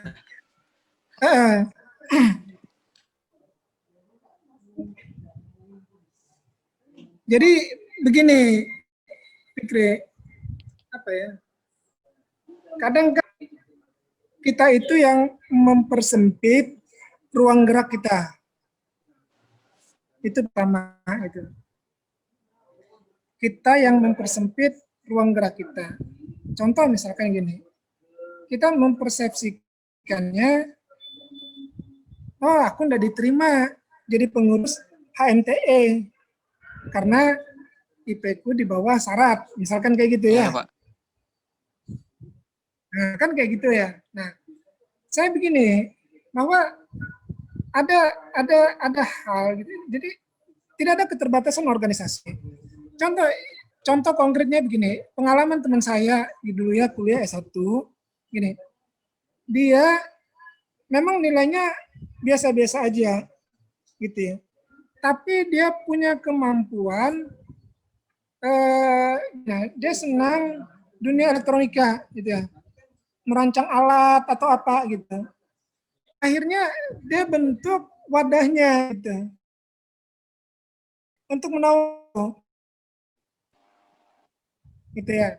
Wadahnya sederhana aja dia. Dia bertiga kumpul bersama merancang suatu peralatan, saya lupa dulu tuh ya, ingat itu. Lupa Nah, kemudian ada kompetisi gitu ya. Kompetisi akhirnya diusul ke dosen. Gitu.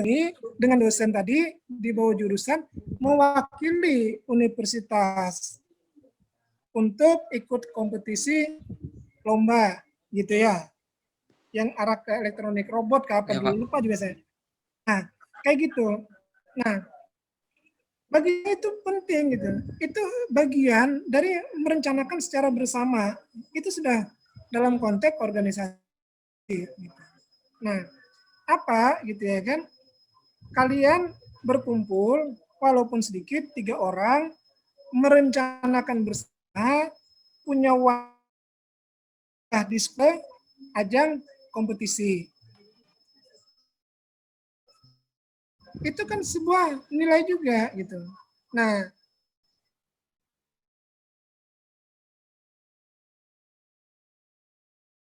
kalau dulu ya kita kampusnya juara, tapi masuk di kompetisi nasional, diberi penghargaan sama universitas.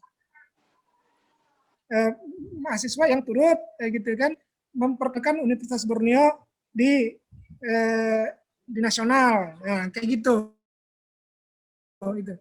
Itu kategorinya gitu ya, kategorinya juga mahasiswa berprestasi. Cuma ya harapan saya itu tadi gitu. Jadi bukan ada pengkotakan atau pembidangan, tapi kreativitas itu dibangun, menyusun perencanaan yang masuk dalam konteks manajemen kepemimpinan tadi gitu. Nah harapannya seperti itu, walaupun 3 orang misalkan. Nah kalian sudah melaksanakan bibit-bibit itu. Nah bagi saya bisa jadi begini, malah ketika kalian menang kompetisi, kalau saya menyarankan gitu, itu, saya jadi anggota kehormatan HMTE gitu, wah Ya, Pak. kan pengurus juga jadinya kan gitu. Nah itu yang bisa diberikan dalam konteks nah, bisa gitu.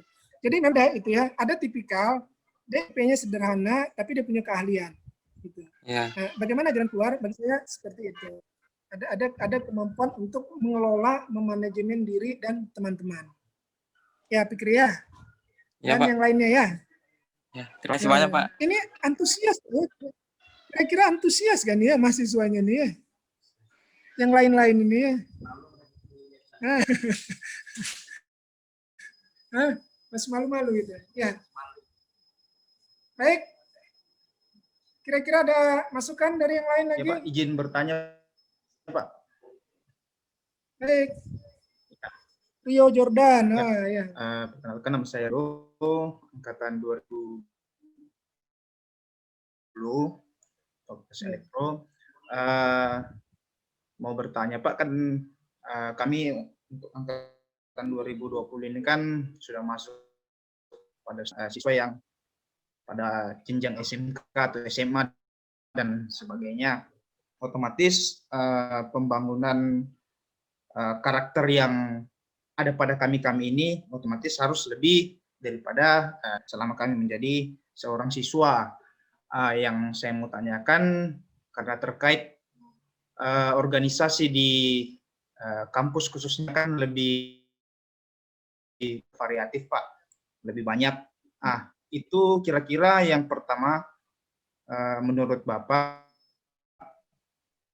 berapa persen sih kira-kira yang kami jalankan, apakah kami menuntut ilmu dari segi akademik dan apakah kami mengikuti organisasi. Jadi kira-kira apakah itu kami laksanakan secara bersama 50% 50% atau bagaimana menurut pandangan Bapak? Itu yang pertama. Dan yang kedua adalah yang tadi yang saya sampaikan bahwa di kampus kita ada beberapa organisasi yang ada baik dari himpunan maupun UKM. Kira-kira yang bisa kita ikuti itu minimalnya berapa sih Pak agar ya kita juga menjadi lulusan-lulusan terbaik. Jangan terlalu banyak organisasi juga yang diikuti sehingga kuliah kita terabaikan. Nah, menurut pengalaman Bapak biasanya baiknya itu berapa yang kita harus ikuti seperti itu Pak. Mungkin itu saja terlebih dahulu, namun tidak mewakili juga teman-teman yang lain yang mau bertanya. Terima kasih. Ya, baik. Saya langsung jawab aja. Jadi begini, pembobotan itu sebenarnya prosentase itu tidak ada itu ya. Kan problem utama ini nah ya. Sebenarnya mahasiswa-mahasiswa sekarang memang kondisi online ini kan agak kurang gitu ya. Tapi ketika offline gitu ya, tatap muka itu interaksinya lebih dahsyat sebenarnya gitu ya. Kenapa lebih dahsyat gitu ya? Sebagai mahasiswa teknik kan banyak tugasnya gitu. Banyak tugasnya gitu kan. Artinya apa? Kalau secara pribadi itu kalian yang mengukur gitu ya. Sejauh mana kemampuan kapasitas kalian untuk mendalami beberapa organisasi. Nah, tapi saran saya gini, sebagaimana yang dijelaskan di slide tadi, yang utama itu passion. Passion itu hasrat keinginan kita itu. Jadi contoh, apa sih HMTE itu gitu? Untuk apa HMTE itu? Tujuannya untuk apa? Manfaatnya untuk saya itu apa gitu kan? Nah, itu kan bisa di-share awal dengan kakak tingkat misalkan atau pengurus HMTE gitu ya, atau mantan pengurus HMTE gitu ya, yang membuka wawasan kita gitu. Jadi kembalinya ke passion, apa keinginan kita. Terus organisasi itu tidak dibatasi internal kampus gitu. Organisasi itu juga bisa kalian ikuti yang di eksternal kampus. Nah,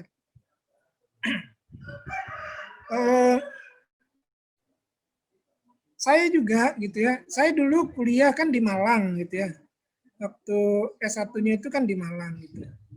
Nah, saya juga nggak terlalu banyak organisasi gitu, tapi saya sempat UKM itu satu gitu ya, terus HMTE sudah pasti gitu ya kan, karena bagi saya HMTE itu adalah ruhnya mahasiswa teknik elektro. Nah itu, kalau persepsi saya itu. Baru BEM gitu. Nah sama organisasi ekstrakurikuler. Nah, kami dulu mahasiswa Kaltim, masih Kaltim itu ada namanya organisasi mahasiswa Kaltim, yaitu KPMKT, Keluarga Pelajar Mahasiswa Kalimantan Timur. Itu ada di luar Provinsi Kalimantan Timur. Nah, saya aktifnya di situ gitu. Sebagai passion saya gitu. Sebagai saya senang nih masuk KPMKT gitu. Nah, apa segala. Nah, yang memilah kita aja gitu. Yang memilah kita aja. Tapi yang utama itu adalah yang paling dasar dalam organisasi itu adalah melatih diri untuk memanajemen diri, memanajemen teman-teman di organisasi gitu, termasuk kita gitu, dalam kelompok gitu. Nah, dari konteks memanajemen diri dan kelompok ini tadi, disitulah terbangun gitu ya kebiasaan kita memimpin. Itu yang utama, gitu. Kebiasaan memimpin. Nah, plus lagi gitu ya, plus selain itu juga ya kan ada perilaku khusus organisasi. Contohnya misalkan kalian masuk ke HMTE gitu ya, masuk ke HMTE, terus nanti satu waktu misalkan HMTE itu mengadakan workshop, misalkan pelatihan dengan keterampilan, misalkan kayak gitu. Nah, kalian ikut sebagai peserta gitu ya kan, secara skill kalian punya kemampuan teknis gitu ya, tapi di dalam sistem itu adalah kalian menata, gitu. Menata bagaimana nih mengelola keterampilan, kemampuan akademik ini tadi menjadi bekal bekal pengetahuan. Itu yang saya. Jadi intinya apa ya?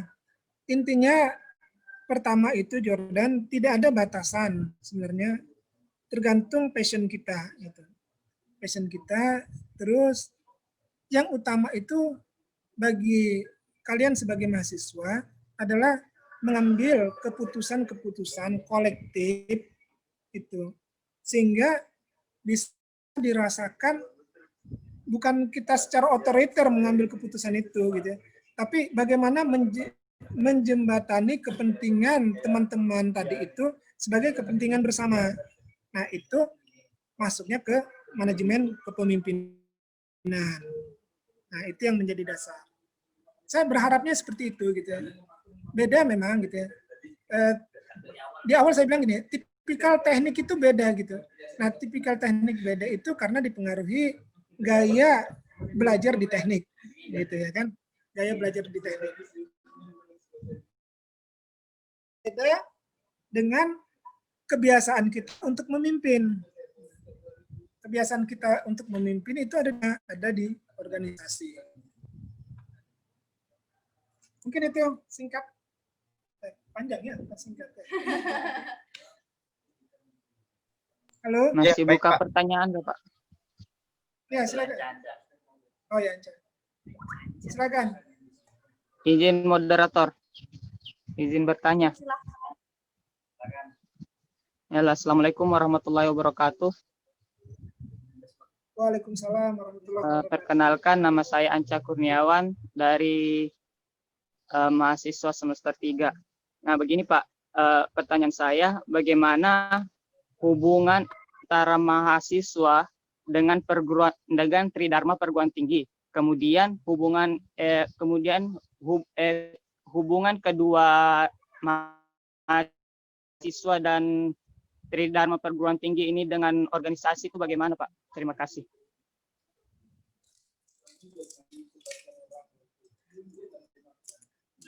Ya.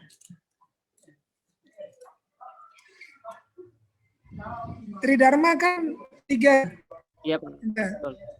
Tridharma itu 3, pendidikan pengajaran, terus penelitian dan pengabdian masyarakat, gitu kan. Nah, berarti melaksanakan pendidikan, gitu ya. Sebagai mahasiswa melaksanakan pendidikan, terus sebagai mahasiswa juga melaksanakan penelitian. Nah, kalau pengabdian masyarakat, representasi utama di kampus itu adalah KKN tadi, gitu kan. Ketika kalian melaksanakan KKN, sudah terpenuhi nilai akademik untuk pengabdian masyarakat, gitu ya. Kalau penelitian berangkat dari KP, gitu ya, sampai tugas akhir. Sedangkan pendidikan melaksanakan kuliah dengan sebaik-baiknya. Nah, saya gini, sebenarnya ini ya, organisasi itu kan tujuannya kan untuk melatih diri, gitu ya. Untuk melatih diri, punya pengalaman, gitu ya, punya pengalaman, punya karakter kepemimpinan, punya nilai komunikasi yang bagus, gitu ya, punya link yang bagus, gitu ya. Nah, sebagaimana manfaat organisasi tadi, gitu ya. Nah, tujuannya apa, gitu ya kan? Dengan kalian berorganisasi, gitu ya. Katakan ekstra kampus, organisasi ekstra kampus. Minimal kan kalian punya teman di luar lingkungan teknik elektro atau fakultas teknik, gitu ya. Nah, ketika sama-sama itu, sama-sama kuliah, sama-sama jadi mahasiswa, walaupun beda jurusan, beda fakultas, bahkan beda institusi, misalkan kayak gitu. Ya, kalau sama-sama mahasiswa, beda institusi, misalkan kayak gitu. Nah, nanti kan kalian akan tumbuh bersama itu. Satu waktu dia akan menjadi jembatan link kita ke depannya dalam katakan menggali informasi atau melakukan penguatan terhadap kita nantinya. Kan pentingnya itu untuk link. Jadi link ada apa namanya, jaringan yang mampu dibina, mampu dibangun. Gitu. Nah, contoh gini lah ya sebenarnya gitu. Sekarang ada nyata gitu, nyata kalian punya ikatan alumni teknik elektro gitu. Nah, secara organisasi mereka adalah juga HNTE gitu pada saat itu. Nah, bagaimana membangun itu? Ya itu tadi gitu loh. Alumni kalian aja mau datang ke kampus menyumbang peralatan untuk lab nantinya dalam bentuk kegiatan outdoor, distribusi untuk kan. Nah, untuk kampus saja mereka melaksanakan itu gitu. Nah, bagaimana kalian dalam satu payung? Oh, ini mantan pengurus HNTE ku ini dulu seniorku dia kan itu kan link sebenarnya, link untuk penguatan jaringan. Nah, kalau HMTE aja, kan bilang gitu ya, Kak saya mahasiswa teknik elektro, itu kan kayak apa sudah ya, rasa ingin membantunya itu kan pasti ada gitu. Walaupun tidak semua gitu ya, tapi kan rata-rata kan secara psikis kan membangun kejiwaan itu ya. Apalagi saya ini juga mantan pengurus HMTE gitu, wah itu kan punya nilai lebih lagi untuk kalian itu. Nah, begitu juga pengalaman itu dengan organisasi eksternal kampus. Sudah pasti salah satunya itu adalah jaringan. Terus kedua, memang tidak ada keterkaitan secara langsung, tidak ada penjelasan, tidak ada kewajiban secara undang-undang gitu ya kan, atau peraturan yang mengatur bahwa mahasiswa wajib berorganisasi. Nggak ada itu. Karena tugas perguruan tinggi adalah meluluskan sarjana yang memiliki pengetahuan. Tuh. Nah, tapi bagaimana Pak dengan yang harus memiliki budi pekerti, akhlak mulia? Itu tugas dosen. Gitu. Jadi dosen itu bukan semata-mata mengajar. Dosen itu beda tugasnya dengan guru sebenarnya gitu ya. Nah, ketika kalian konsultasi dengan dosen, terus dimarah-marahi dosen, gitu ya, itu dimarah-marahi dosen, itu dia tidak membina itu. Jadi dosen termasuk membina juga. Jadi apa maksud saya itu tugas dosen, bagaimana berbudi pekerti, bagaimana berakhlak mulia, gitu. Itu adalah tugas dosen dalam konteks tridharma perguruan tingginya itu, tujuan perguruan tinggi. Nah, jadi apa? Tidak ada kewajiban kalian melaksanakan organisasi atau turut terlibat dalam organisasi. Yang ada adalah bagaimana membangun nilai plus, gitu ya. Nilai plus dalam diri kalian, gitu. Sesuai dengan manfaatnya tadi organisasi. Minimal melatih lah, gitu. Atau beginilah contohnya. Contoh, kalian punya teman mahasiswa ekonomi, gitu. Pasti nanti suatu waktu yang terkait dengan hubungan keuangan atau manajemen keuangan atau apa, pasti kan kalian diskusinya sama orang ekonomi kan. Loh, kalau kalian tidak punya teman ekonomi, nanti ketika misalnya kan gitu ya, kalau bercerita tentang manfaat dasar berorganisasi gitu. Jadi dari mana? Nah, dengan organisasi ini lebih merekatkan lagi gitu. Contoh gitu, masuk di BEM Universitas Borneo. Ya, kan semua tuh. Ada mahasiswa hukumnya, ada mahasiswa ekonominya, ada EPKIP-nya gitu. Itu kan jadi teman-teman kalian nantinya yang diikat oleh organisasi BEM. Itu pertama, itu kalau link. Nah, terus kedua, kompetisi yang sehat terbangun di organisasi dengan cara tadi itu, memanajemen diri dan memanajemen komunitas yang ada di dalam organisasi. Itu beberapa hal. Nah, saya belum apa ya, kalau saya sama Anca tadi, saya menangkapnya seperti itu gitu. Menangkapnya bahwa secara akademik tridharma perguruan tinggi itu harus diemban oleh mahasiswa dan itu secara teknis harus terpenuhi secara akademik gitu ya kan. Nah, tinggal bagaimana kalian membangun sebagai mahasiswa yang bukan biasa-biasa aja, yaitu melalui organisasi. Kira-kira seperti itu. Ya, terima kasih Pak. Nah, kemudian saya simpulkan aja ya Pak, semuanya.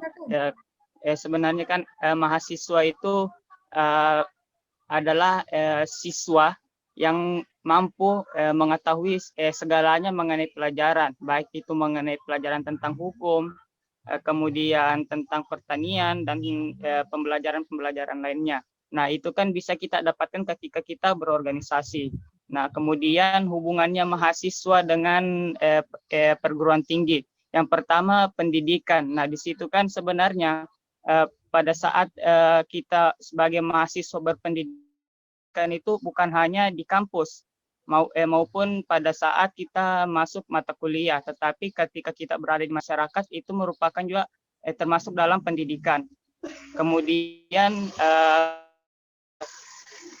kita berorganisasi itu juga merupakan salah satu pendidikan. Kemudian masuk ke dalam penelitian. Nah, di dalam penelitian bukan hanya kita lakukan pada saat kita seperti melakukan pada saat kita mahasiswa, tetapi pada saat kita di masyarakat juga melakukan penelitian. Salah satunya penelitian mengenai apa sih kejadian sosial yang terjadi di masyarakat, salah satunya seperti itu. Nah, kemudian masuk dalam pengabdian masyarakat. Dalam pengabdian masyarakat bukan hanya dilakukan pada saat KKN, tetapi setelah kita sebelum KKN juga kita seharusnya sudah melakukan yang namanya pengabdian masyarakat. Salah satunya membantu masyarakat dalam mengatasi permasalahan sosial yang ada di masyarakat. Seperti itu. Nah, kemudian hubungan keduanya dengan organisasi. Nah, salah satunya seperti itu Pak, yang ketika masyarakat ada terjadi masalah, contohnya permasalahan sosial mengenai persoalan agrarian. Nah, ini kan bisa kita diskusikan dengan anak pertanian, salah satunya melalui organisasi seperti Pak. Nah, terima kasih. Assalamualaikum warahmatullahi wabarakatuh. Anca masih belum lagi tuh ya? Ya Pak. Ya, jadi begini, supaya kita sama persepsinya, yang utama begini. Jadi Tridharma itu putusnya di perguruan tinggi. Ya. Jadi selesai sudah itu, Tridharma itu putusnya di perguruan tinggi. Nah, ketika kalian sudah lulus dari sarjana, itu implementasi perguruan tinggi. Jadi tidak berbicara lagi tentang Tridharma, gitu ya. Bukan konteks itu. Gini sebagai mahasiswa itu kan harusnya kekat itu Tridharma. Jadi Tridharma itu sudah melekat, dia bukan lagi Tridharma, tapi menjadi jiwa, gitu. Kenapa dia menjadi jiwa? Ya. Dengan ilmu kalian bermanfaat bagi masyarakat, bagi perusahaan, gitu kan? Penelitian itu didefinisikan begini, gitu, sebagai pengembangan wawasan di perusahaan. Jadi kalian itu berbicara teknis, jangan lagi pada level teknis. Ketika 5 tahun bekerja, kalian harusnya sudah level di sekian. Nah, bagaimana bisa mencapai level sekian itu tadi? Kembali lagi, pengembangan. Jadi bekerja itu kan butuh pengembangan, butuh inovasi kan. Nah, butuh pengembangan, butuh inovasi. Nah, ketika kalian melakukan inovasi, ketika kalian mampu memanajemen manusia, gitu ya kan, kalian akan pada level selanjutnya, gitu. Itu. Nah, yang kita harapkan itu kan gitu ya. Ketika lu sarjana, ilmunya bermanfaat, itu perusahaan, masyarakat, gitu ya kan. Nah, terus kedua gitu ya, bahwa ilmu itu tidak mentok gitu loh. Berhenti, tapi dia selalu melakukan proses pembaharuan dan pengembangan. Nah, kita gitu ya kan karena terbiasa gitu ya kan menjadi mahasiswa, terbiasa dengan kegiatan penelitian tadi gitu, masyarakat terbiasa dengan pengembangan ilmu itu tadi gitu kan. Kita punya kemampuan pengembangan itu adanya di lapangan. Harapannya seperti itu gitu. Nah, demikian juga dengan pengabdian masyarakatnya. Jadi apa poinnya? Nah, bagaimana bisa mengelola itu gitu ya? Mengelola itu gitu kan. Ketika berorganisasi, harapannya itu mampu punya kepekaan. Bagaimana kepekaan terhadap sosial itu bisa ada gitu kan? Ketika kalian peka sama teman kalian sendiri gitu. Nah, itu dulu kan. Jadi selama mahasiswa ini, kalau sama teman sendiri juga cuek gitu ya kan, sudah pasti nanti di dunia kerja akan cuek juga gitu.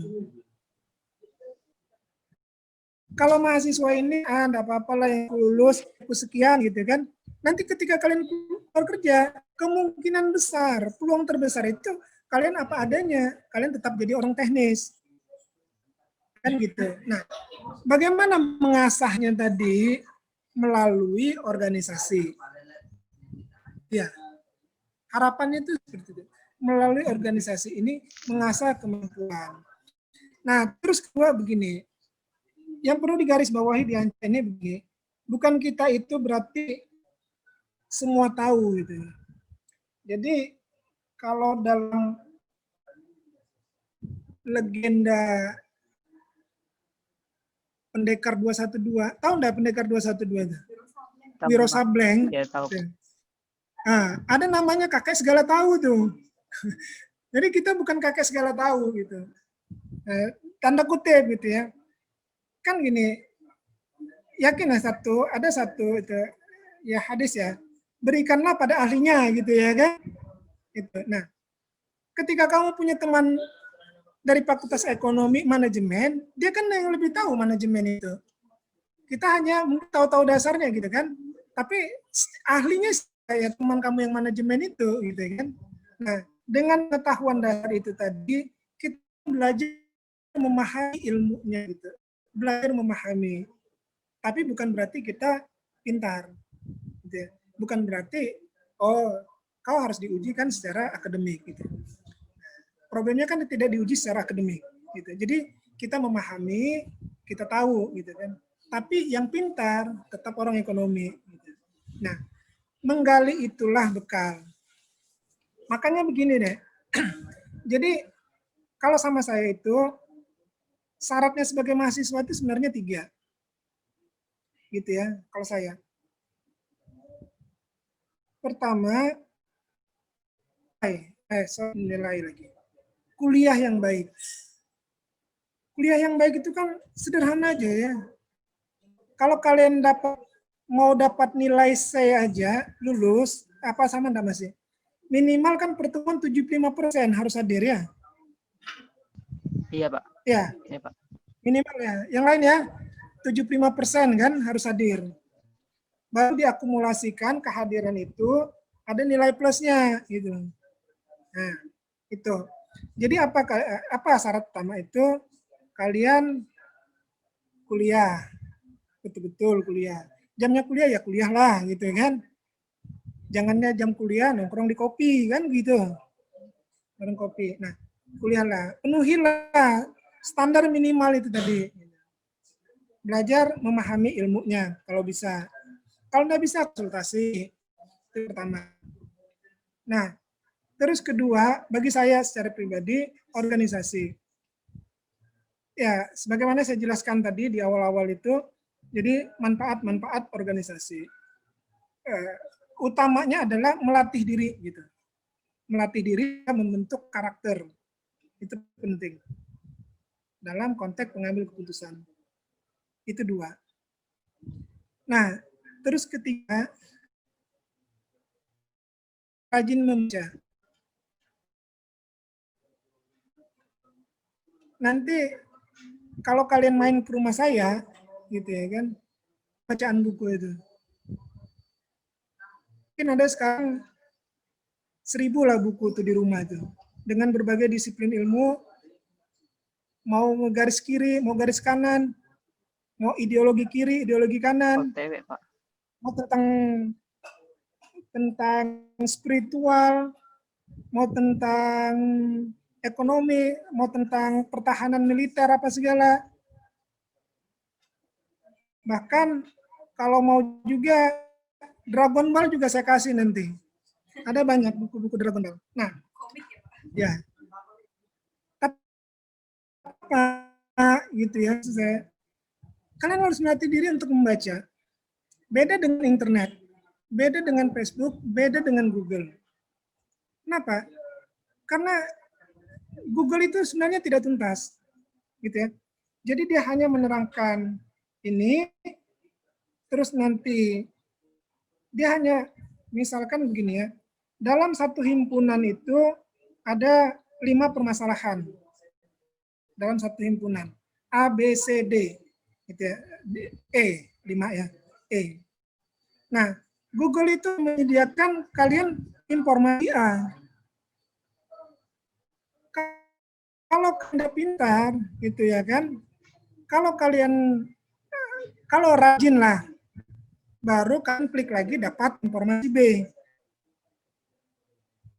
Kalau rajin lagi, baru dapat informasi C. Ya, mengklik gitu kan. Tapi apa? Dia tidak terstruktur.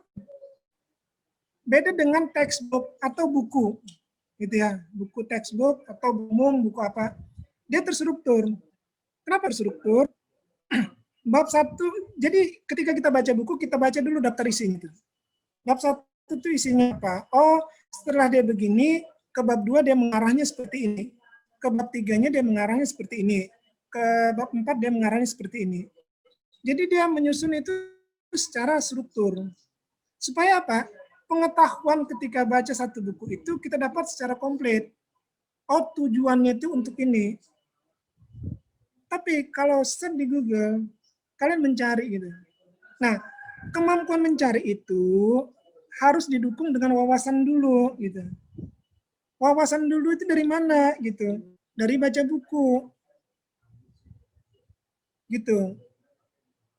Jadi Google gitu ya, itu tidak sepenuhnya membantu. Tapi buku adalah membangun pemikiran, kerangka berpikir secara terstruktur. Nah, itu pertama ya. Terus modalnya apa ya? Kalian memang kesulitan membaca. Itu sudah dialami orang itu. Saya sendiri merasakan itu. Kesulitan membaca. Sulit, nanti saya membaca. Jadi baca buku, tidak baca buku lagi seperti biasa. Harus dari kata per kata, kalimat per kalimat, gitu, alinea per alinea, bab per bab. Enggak secara itu. Kalau sudah kebiasaan membaca, tapi sudah memahami isi buku itu dengan mengambil poin-poin dari buku tersebut. Dari mana itu dapat? Kebiasaan membaca. Gitu. Jadi biasakanlah, kalau bisa 1 hari 1 jam baca buku gitu. Enggak apa-apa baca novel deh. Enggak apa-apa baca sastra. Yang penting baca buku gitu. Kalau baca novel, baca sastra, jelaskan endingnya itu ya. Oh, penasaran gitu. Nanti kayak apa akhir ceritanya itu. Enggak apa-apa itu. Nanti sudah itu bacaan yang ringan, otak kalian itu akan menginstruksikan secara psikis ke bacaan yang lebih berat lagi. Oh, ini levelnya di ini sudah. Itu. Baca yang berat gitu. Oh, ini levelnya sudah minta lagi yang lebih berat kayak gitu. Itu otak. Nanti otak kita juga akan berpikir itu. Oh, sekali-sekali refreshing lah. Oh, baca Krayon Shinchan misalkan kayak gitu. Sekarang apa tuh? Nah, boleh itu refresh. Tapi kebutuhan membaca itu menjadi dasar. Nah, jadi saya 3 itu yang menjadi dasar utama. Kuliah, organisasi, dan buku. Oke. Boleh ya Pak? Boleh. Bapak ACC ya? Atau buat forum lagi? Ya Pak. Terima kasih banyak Bapak. Terima kasih. Tetap semangat ya. Terima kasih, Pak.